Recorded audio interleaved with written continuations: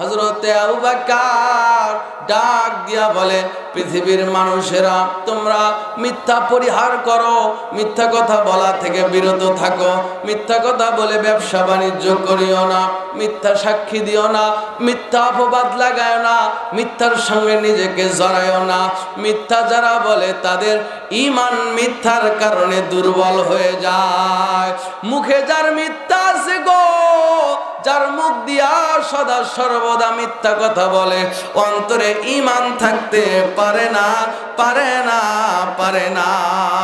এজন্য রাসূল বলেন, এটার তারগিব তাহরিব 2933 নম্বর হাদিস। বিশ্বনবী বলেন, আলাইকুম বিসিদকি ফাইন্নাহু মাল বিররি হুমা ফিল জান্নাহ।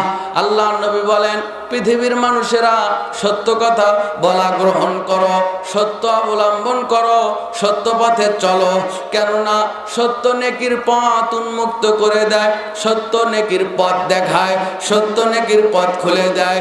সত্য আর নেকি দুইটাই মানুষকে জান্নাত নিয়ে যায়। জোরে বলেন সুবহানাল্লাহ, আরো জোরে বলেন সুবহানাল্লাহ, লিল্লাহি তাকবীর। বিরক্ত হচ্ছেন না তো আপনারা প্রিয় ভাইয়েরা? সুতরাং মিথ্যা নেকির পথ খুলে দেয়, মিথ্যা সত্য নেকির পথ উন্মুক্ত করে দেয়, নেকির পথ খুলে দেয়। সত্য আর নেকি দুইটাই মানুষকে কোথায় নিয়ে যায়? জান্নাতে নিয়ে যায়। হাদিসের পরের অংশে রাসূল বলেন, ওয়াইয়াকুমুল কাযিবা ফাইন্নাহু মাআল ফুজুরি হুমা ফিন্নার।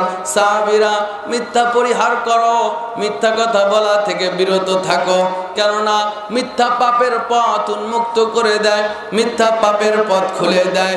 মিথ্যা আর পাপ দুইটাই মানুষকে জাহান্নামে নিয়ে যায়। জোরে বলেন নাউযু বিল্লাহ।